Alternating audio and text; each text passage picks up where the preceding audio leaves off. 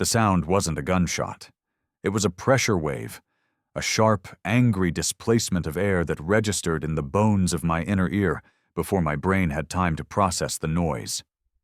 My head snapped up from the sprinkler head I was adjusting, my senses instantly shifting from suburban dad to threat analyst. It was a .22 long rifle, subsonic, fired from less than 50 yards. Amateur. The report was thin, a spiteful crack that was immediately swallowed by the humid afternoon air. It was followed by a different sound, a sound that bypassed all my training and hit me straight in the soul. It was the cry of my daughter, a sharp, terrified intake of breath, followed by a pained whimper that was cut short. I was moving before the echo died, my body already low, my eyes scanning the perimeter, my mind a cold, clear engine of calculation. For 20 years, my entire professional existence was defined by running towards the sound of chaos. In Baghdad, in Bogota, in places that were nothing more than coordinates on a kill list, that sound was a dinner bell. But this was my home. This was my daughter. The rules of engagement had just been irrevocably, apocalyptically changed. I found her near the old oak tree that marked the edge of our property line, crumpled on the grass. Her face was pale, her eyes wide with a mixture of shock and confusion. A dark stain was blossoming on the denim of her left leg, just below the knee. My training took over, a separate consciousness that shoved the screaming father into a locked room in the back of my mind.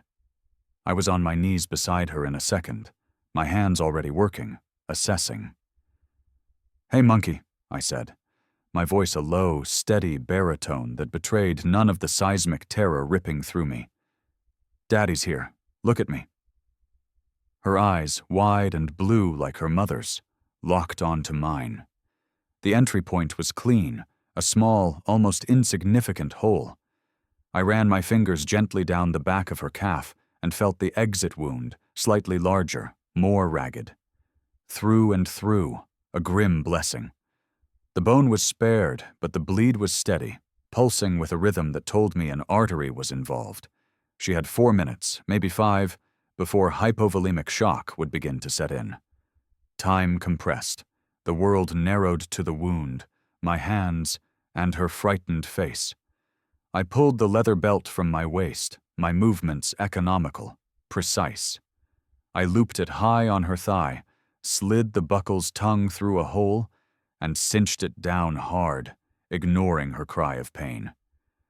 I grabbed a fallen branch from the ground, thick as my thumb, slid it under the belt, and began to twist, creating a makeshift windlass. 1 turn, 2, 3. The bleeding slowed, then stopped. Only then did I look up.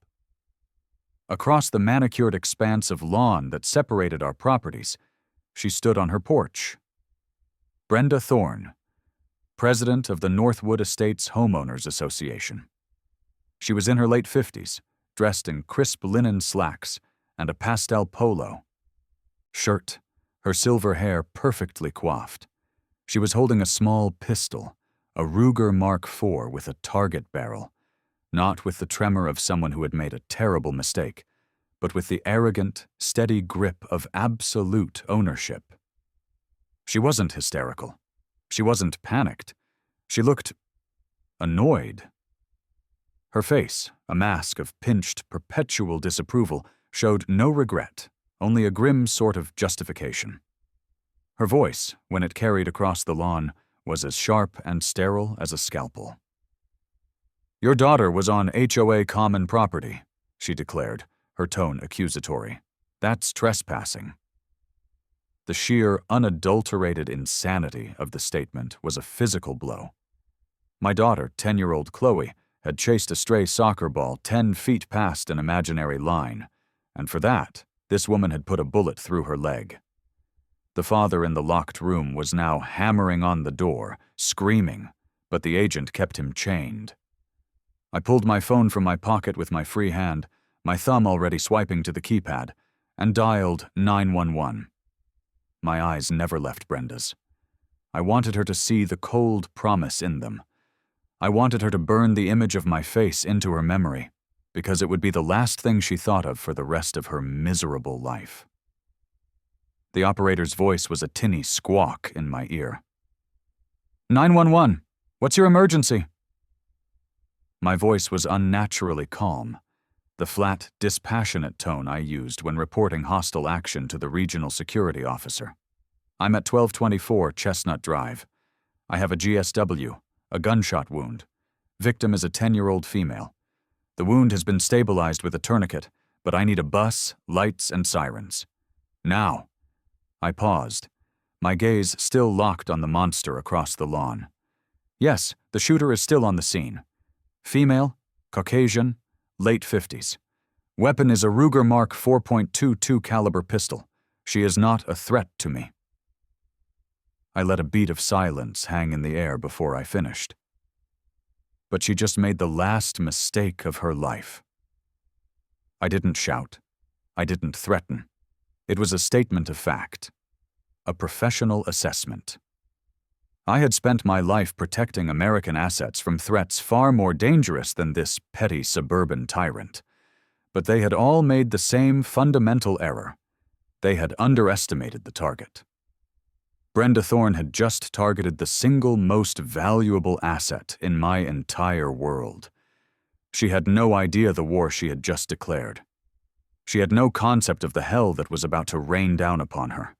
She thought she was the authority here. She was about to learn, in the most brutal and public way imaginable, what real authority looked like. The house on Chestnut Drive wasn't just a structure of wood and brick. It was a promise. It was the foundation of the quiet life I had sworn to build for Chloe, a life diametrically opposed to the one I had led.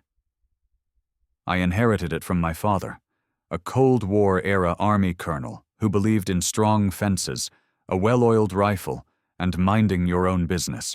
He'd bought the lot in the 70s, long before Northwood Estates was a glimmer in a developer's eye, and built the house himself. It was a fortress, solid and unassuming, a legacy of a quieter, more certain time. After my wife, Sarah, passed away, leaving me with a 6-year-old daughter and a job that kept me in a different hemisphere every month, I knew I had to choose. I could continue my career, or I could be a father. It wasn't a choice. I took an early retirement from the U.S. State Department's Diplomatic Security Service and came home. For 20 years, I had been Senior Special Agent Mark Regan.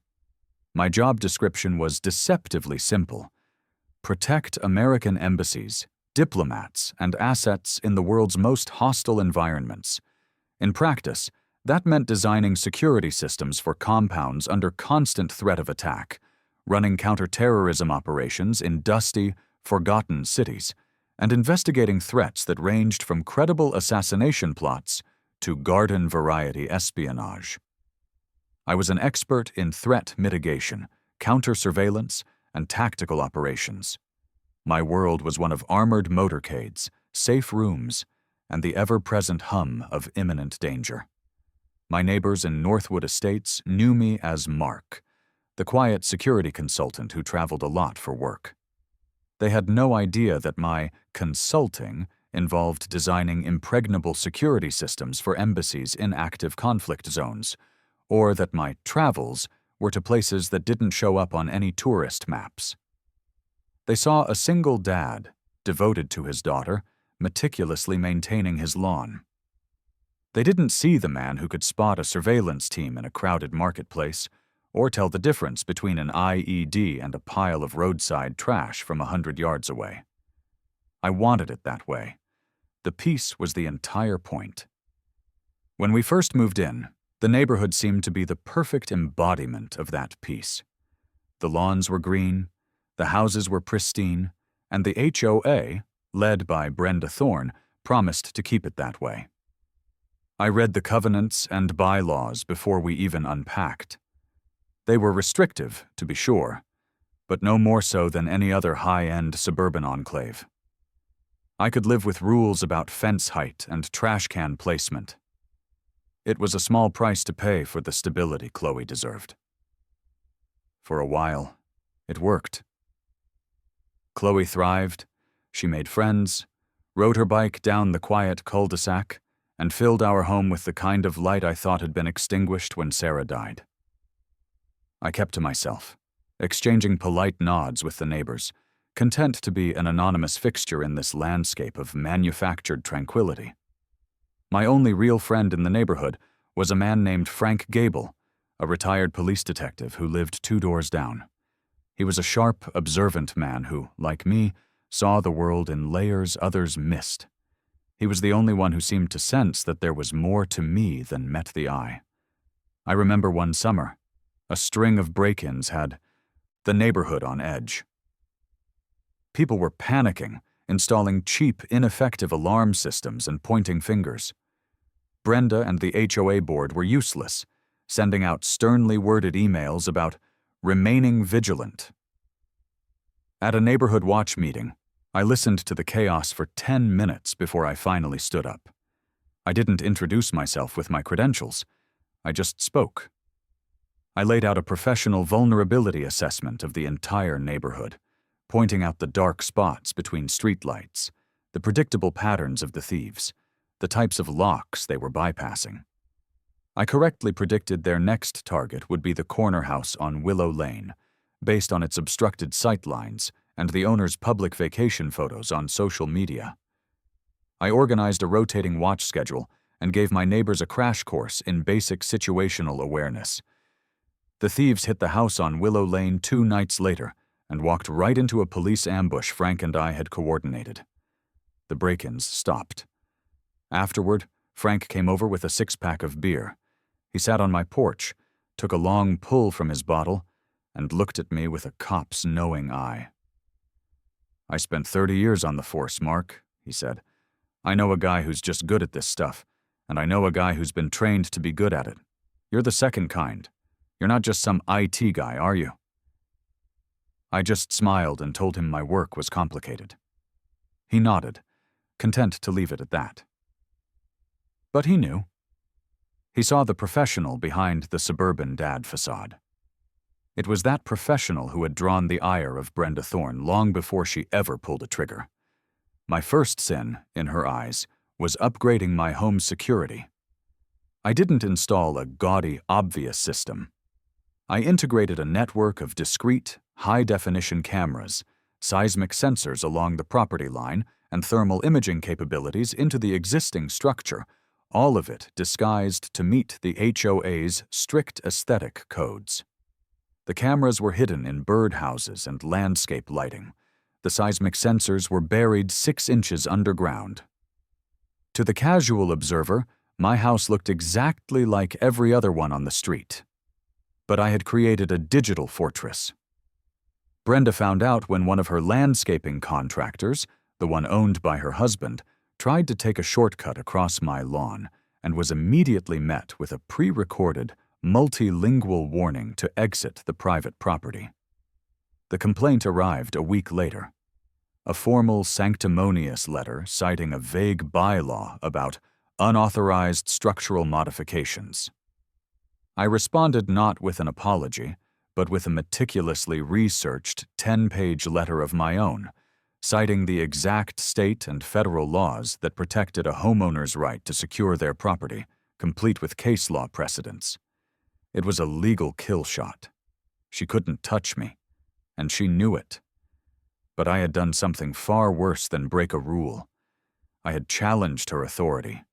I had shown her that I was not intimidated by her. In her small, pathetic kingdom, that was a declaration of war. From that day on, we were on her list. The harassment was subtle at first, a campaign of 1,000 petty cuts. A notice about Chloe's basketball hoop being 2 inches too close to the sidewalk. A complaint about the unpleasant odor of the charcoal grill I used on weekends. Each one was met with the same calm, professional, legally airtight response from me. I documented everything, creating a detailed timeline of her escalating aggression, complete with dates, times, and photographic evidence. I was building a file, the same way I would build a file on a hostile intelligence operative. I knew, with a chilling certainty, that this would not end with angry letters. People like Brenda Thorne, petty tyrants who derive their sense of self-worth from absolute control, do not de-escalate. When their authority is challenged, they double down. They escalate until they meet a superior force, or they self-destruct. I just never imagined her escalation would involve putting my daughter in a hospital bed. But now she had. She had crossed a line from petty harassment to felony assault, and she was about to meet a superior force. As I sat in the sterile, antiseptic-smelling waiting room of the hospital, the world outside faded away. The doctor had just informed me that Chloe was out of surgery. The bullet had missed the major artery by a millimeter, a fact he called a miracle. I called it a lucky shot by an untrained shooter. She was stable, heavily sedated, and would make a full recovery, though she would walk with a limp for a while. The relief was a physical thing, a wave that left me weak and trembling. The father in the locked room was finally allowed to breathe. But as soon as that wave passed, the agent took control again. I pulled my laptop from my go bag, the same bag that contained a trauma kit, a satellite phone, and a passport with a name that wasn't mine. I wasn't looking for a lawyer. I was building a target dossier. Brenda Thorne and the Northwood Estates HOA were no longer a nuisance. They were a hostile entity, and I was about to dismantle them piece by piece from the ground up. My first search wasn't for Brenda. It was for the HOA itself. I pulled up its corporate filings with the state. It was a standard nonprofit, but the list of board members was illuminating. Brenda Thorne, president. Her husband, Robert Thorne, treasurer. Her brother-in-law, David Miller, head of the Architectural Review Committee. It wasn't a board. It was a family enterprise. The first layer of corruption was insultingly simple. I cross-referenced the HOA's publicly available financial statements with state business records. The landscaping contract, worth a staggering $200,000 a year, went to Thorne Premium Landscaping, a company owned by Robert Thorne. The exclusive contract for all approved home modifications, decks, fences, roof repairs, went to Miller & Sons Construction, owned by David Miller. They weren't just running the HOA, they were looting it, using their positions to funnel resident dues directly into their own pockets. But this was deeper than simple graft. I started digging into property records for Northwood Estates, going back over the 12 years Brenda had been president. A disturbing pattern emerged. I found at least 5 instances of families who had been targeted with a sudden, overwhelming barrage of violation notices. Minor infractions, things no one else ever got cited for, were punished with the maximum possible fines. The fines would accumulate, interest would be added, and within months, the HOA would place a lien on the property. Faced with financial ruin and constant harassment, the families were forced to sell their homes at a loss, and in every single case, the buyer was the same. A shell corporation called Oak Valley Holdings LLC. I spent the next hour peeling back the layers of that LLC. It was registered to a P.O. box with a registered agent who was a professional ghost, his name attached to hundreds of similar corporations. But he'd made a mistake. On one of the initial filing documents from 6 years ago, he'd listed a physical address for a single tax filing. It was the office of a city councilman, a man named Richard Sterling, who sat on the zoning board and had, on 3 separate occasions, voted to block resident-led initiatives aimed at curbing the HOA's power. The web was clear. Brenda targeted a homeowner. Her family's companies ran up the bill with bogus repair demands. The HOA fined the family into oblivion and put a lien on their house. The family was forced to sell cheap to Sterling's shell corporation. Miller & Sons Construction would then perform a cosmetic renovation, and the house would be flipped for a massive profit, with the proceeds split between the Thornes, Miller, and Councilman Sterling. It was a predatory foreclosure ring disguised as a homeowners association. My blood ran cold. This wasn't just about power. It was about a systematic criminal enterprise designed to destroy families and steal their homes. I found an online forum for former Northwood Estates residents. The stories there were heartbreaking. I focused on one, the Garza family. They were a young military family, an Army captain and his wife with 2 small kids. Their crime? They had installed a flagpole to fly the American flag, a flagpole that was, according to Brenda, 6 inches taller than the bylaws allowed. The fine started at $50 a day. Then came the notices about their lawn being improperly edged, their children's toys being left in the driveway, the color of their welcome mat being out of harmony with the community's aesthetic. Within a year, they had over $30,000 in fines and a lien on their home. They were forced to sell to Oak Valley, holdings for $75,000 below market value. They were financially and emotionally shattered. Reading their story, the rage in my chest solidified into a block of ice.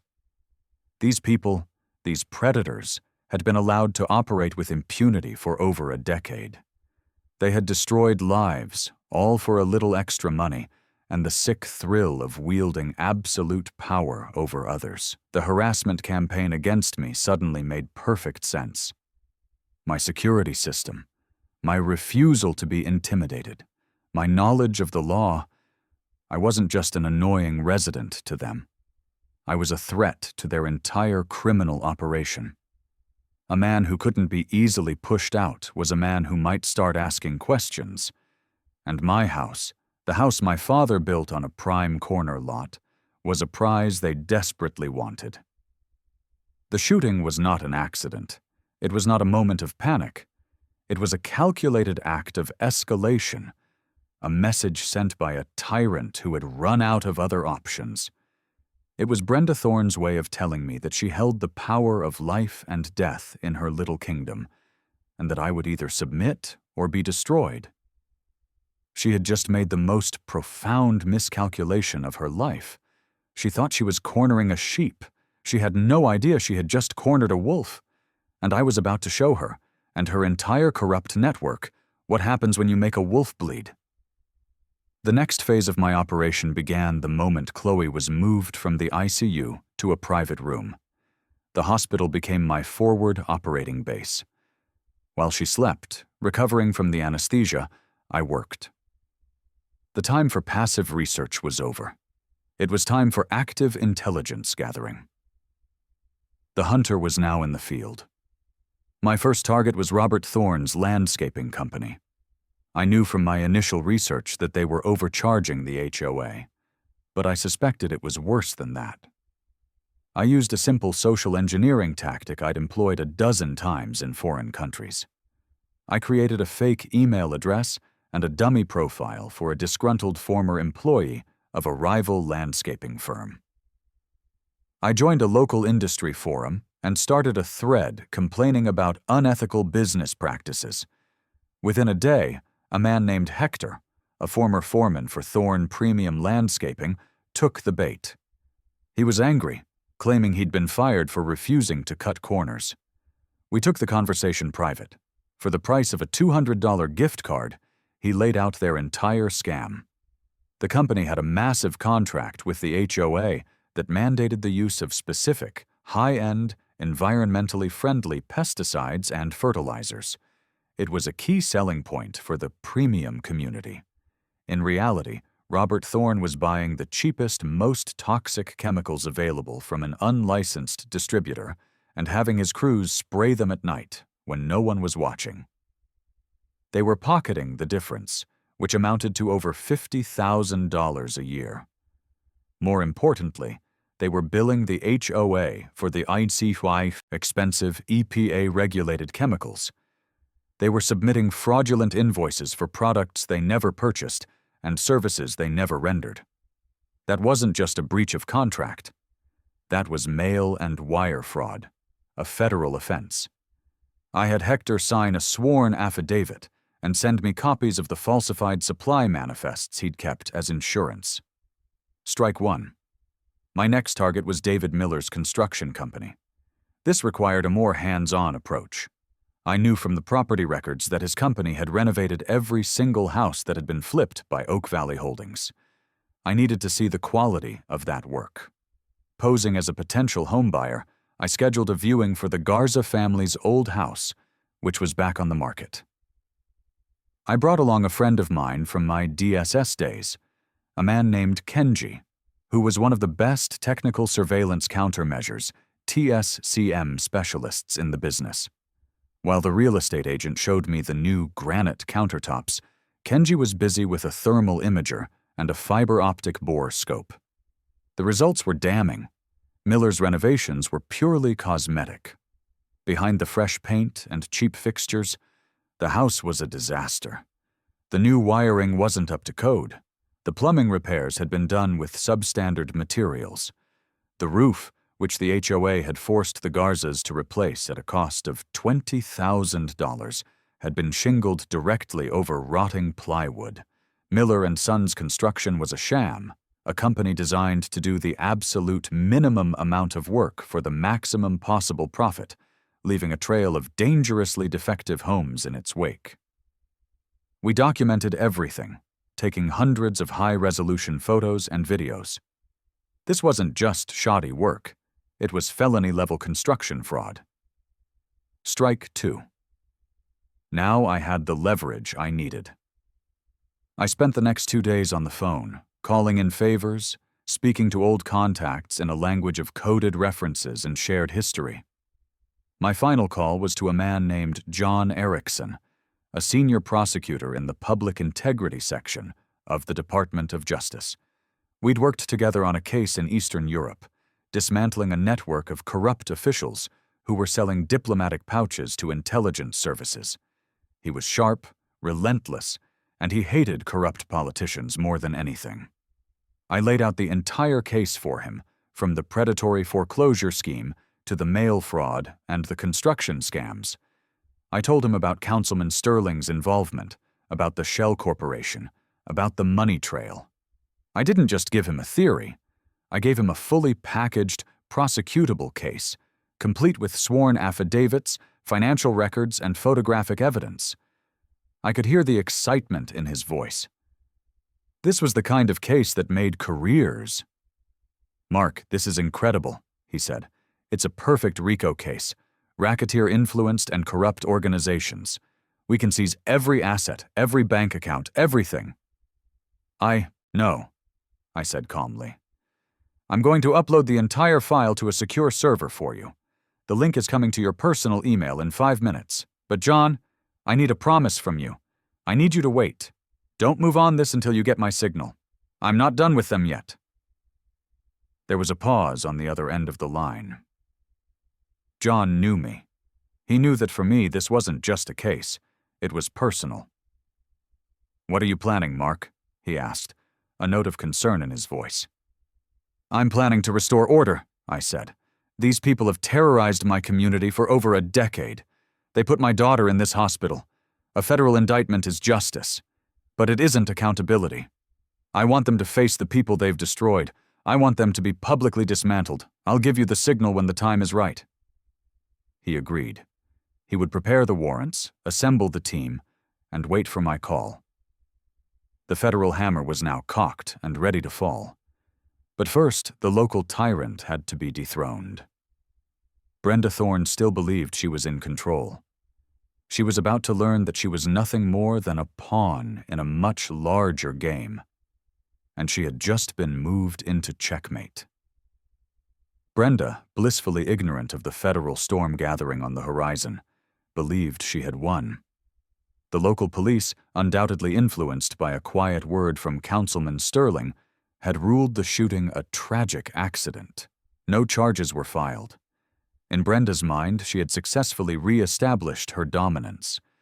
She had shot a child and faced no consequences. She was untouchable. And like all tyrants who taste impunity, she became even more brazen. She decided it was time to finish me off. The official notice arrived at the hospital, delivered by a smirking process server. It was a notice of a special executive session of the HOA board. The agenda: to vote on levying an emergency assessment against my property for conduct endangering the community, and to begin foreclosure proceedings based on my failure to cure the violations related to my security system.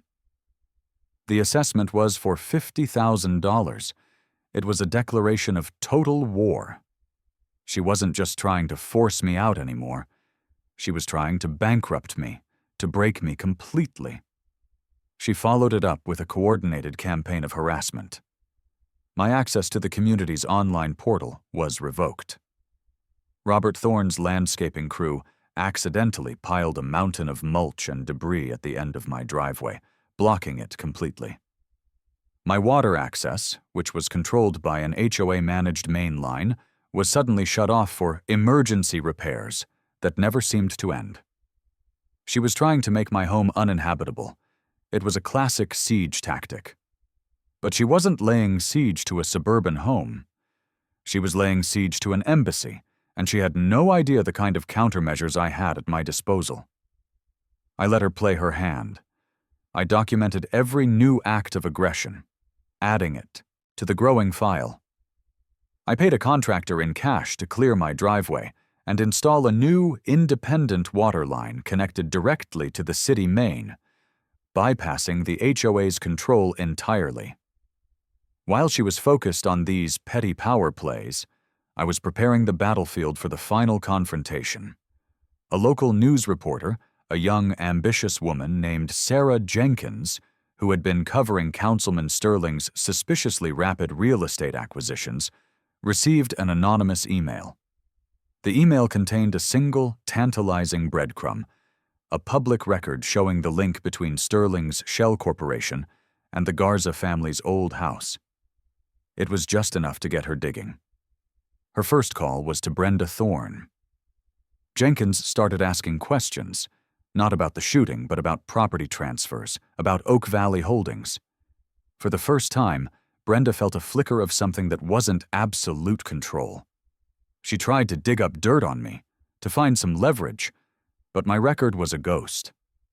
My 20 years in the diplomatic security service were sealed under national security protocols. All she could find was that I was a former government employee. The not knowing, the inability to profile and predict me, began to eat at her. The panic started to set in. The night of the emergency HOA meeting was thick with humidity and tension. The community clubhouse was packed. Brenda had framed this as the final referendum on the problem resident. She stood at the podium, radiating smug self-importance, and launched into a prepared speech about the importance of rules, of community standards, of protecting property values from disruptive elements. She painted me as a dangerous, unstable man who had brought nothing but trouble to their peaceful enclave. She spoke of the shooting as a regrettable incident forced upon her by my provocative and non-compliant behavior. It was a masterful performance of gaslighting and victim blaming. The other board members, her husband and brother-in-law, nodded along like well-trained puppets. When she finished, she opened the floor for the vote to foreclose on my home. "All in favor?" she asked, her eyes sweeping the room with an expectant glare. That was my cue. I stood up from the back of the room. I wasn't holding a binder of documents or a lawyer's brief. I was holding a small, powerful laser projector. I aimed it at the large, white wall behind the podium. "Before you vote," I said, my voice cutting through the silence, "I believe there is some information you all deserve to see." I clicked a button on the remote. The wall lit up with an image. It was a link chart, a complex web of names, companies, and arrows that I had spent days compiling. At the center was Brenda Thorne. Branching off from her were Thorne Premium Landscaping, Miller & Sons Construction, Oak Valley Holdings, and Councilman Richard Sterling. Arrows showed the flow of money, the property transfers, the inflated contracts. I had simplified a decade of complex financial crime into a single, devastatingly clear diagram. I walked the residents through it, my voice calm and methodical, like a professor giving a lecture. I explained the landscaping fraud, the construction scams, the predatory foreclosure scheme. I named the victims, the Garza family and the others. I showed them the proof, projecting copies of the fraudulent invoices, the falsified property deeds, the campaign finance records showing Sterling's war chest being filled by the profits from their stolen homes. A wave of shock and anger rippled through the room. People were looking at Brenda not with fear, but with dawning, furious comprehension. Her face had gone from smug to pale to a blotchy, furious red. "This is slander!" she shrieked, her voice cracking. "These are lies!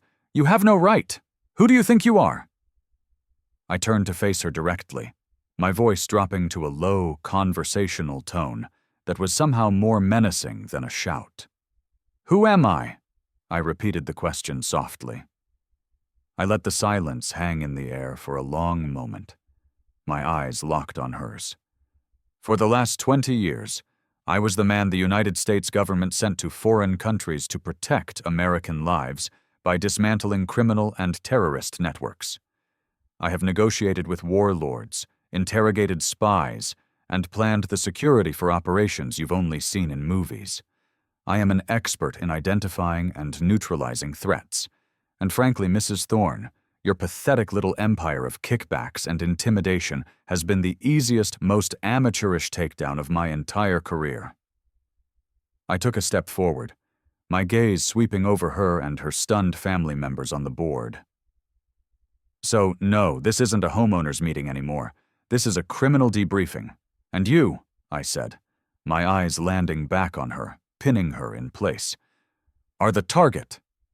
The mask of the untouchable suburban queen finally shattered.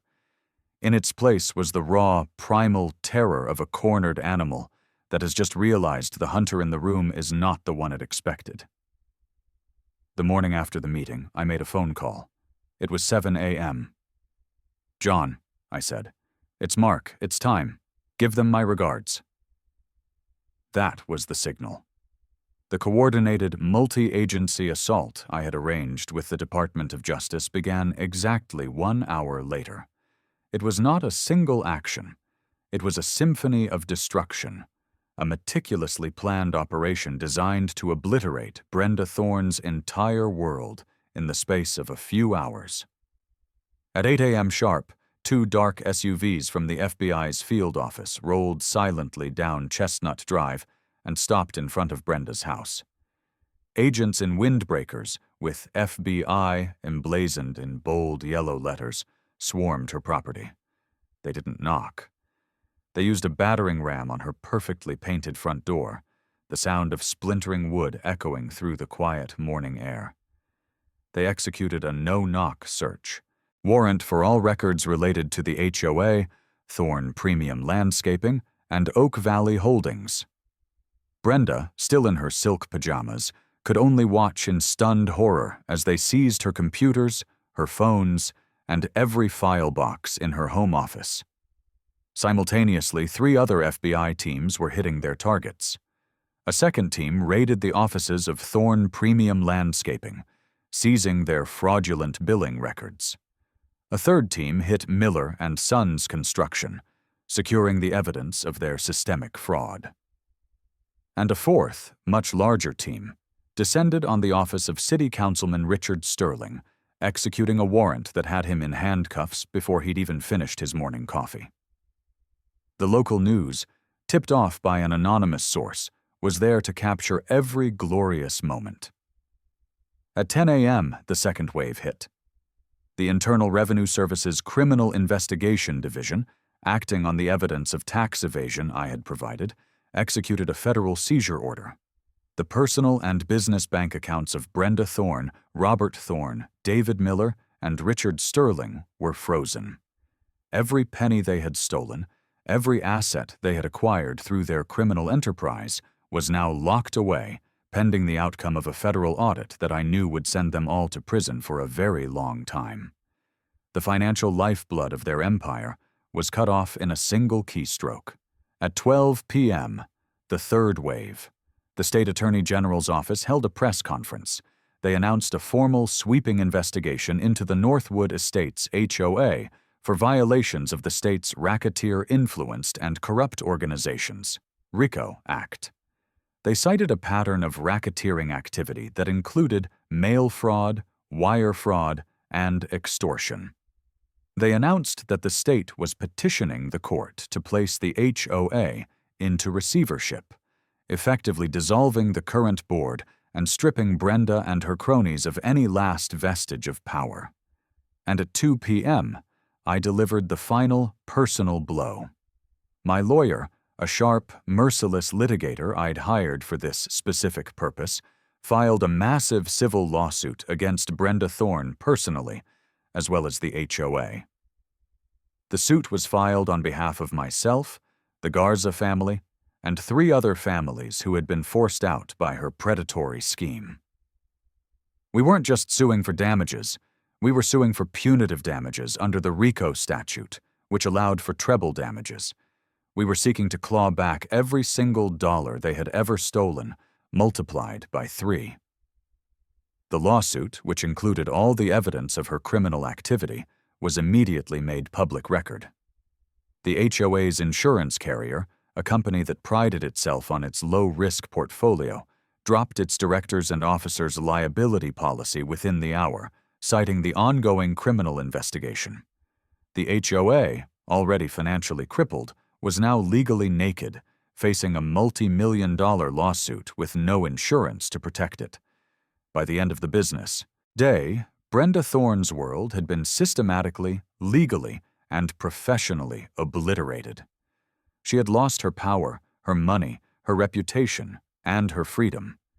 She had started a war with a quiet, suburban dad, and in return, he had brought the full, crushing weight of the United States government down on her head.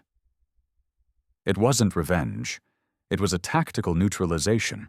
It was order, brutally and efficiently restored. In the months that followed, the dust settled, revealing a landscape forever changed. The federal case against Brenda, her husband, her brother-in-law, and the councilman was airtight. Faced with a mountain of undeniable evidence and the prospect of decades in federal prison, they all crumbled. Councilman Sterling was the first to flip, agreeing to testify against the others in exchange for a lighter sentence. Robert Thorne and David Miller followed suit, turning on Brenda to save their own skins. In the end, Brenda Thorne, the untouchable queen of Northwood Estates, stood alone. She took a plea deal to avoid a public trial that would have been a national humiliation. She was sentenced to 7 years in a federal correctional facility for conspiracy, mail fraud, and wire fraud. I watched a local news clip of her being led from the courthouse in an orange jumpsuit, her face haggard and stripped of all its former arrogance. She looked small, pathetic, a broken tyrant whose kingdom had been reduced to a 6-by-9-foot cell. Her power, her reputation, her freedom, all of it gone. The civil suit was a formality. With their assets seized by the federal government, the case settled for a massive sum, paid out by the court-ordered liquidation of everything they had ever owned. Their houses, their cars, their investment properties, all of it was sold off to pay back the families they had destroyed. The Garza family got their money back, with substantial damages. They were able to buy a new home in a new community, free from the shadow of the HOA. The other families were made whole as well. Justice, in the slow, grinding way of the courts, had finally been served. The Northwood Estates HOA was placed under the control of a court-appointed receiver. The corrupt bylaws were torn up and rewritten. New elections were held. I nominated Frank Gable, the retired police detective, to be the new president. He was elected unanimously. Under his leadership, The HOA was transformed from a predatory enterprise into what it was always supposed to be: a simple, transparent organization dedicated to maintaining the community's shared spaces. The reign of terror was over. We never considered moving. That house was my legacy, my promise to my wife, my daughter's home. To leave would have been to let Brenda win in some small, spiritual way. We stayed. We reclaimed our peace. Chloe's recovery was long and difficult. She went through months of physical therapy to regain the full use of her leg. The physical scar on her calf faded over time, a thin, white line that was barely noticeable. The other scars, the ones you couldn't see, took longer to heal. For a long time, a loud noise, a car backfiring, a slammed door, would make her flinch. She was more cautious, more reserved, a little of that bright, fearless light dimmed by the knowledge that the world contained monsters. But slowly, day by day, she came back. The laughter returned, the bike rides, the soccer ball kicked with joyful abandon across the lawn. One evening, about a year after the shooting, I was sitting on the back porch, watching her play with Frank's golden retriever. She was running, her limp almost gone, her face alight with a pure, uncomplicated happiness. She was whole again. Frank came and sat beside me, a bottle of beer in his hand. We watched the sunset paint the sky in shades of orange and purple. "You know," he said quietly, "I never asked. What you did, how you did it. It was like watching a master chess player. You were always 10 moves ahead." I took a sip of my own beer and watched my daughter, my beautiful, resilient daughter, chase the dog across the grass. "I spent my whole career in the darkest corners of the world, Frank," I said, my voice low. "My job was to find the bad guys and take them off the board. I came home looking for peace, but I found a war. So I fought it the only way I know how." I turned to look at him, the last rays of sunlight catching the lines on his face. "I didn't want revenge. I wanted the order restored. Because this house, this neighborhood, it's my final duty station, and I will always protect my post."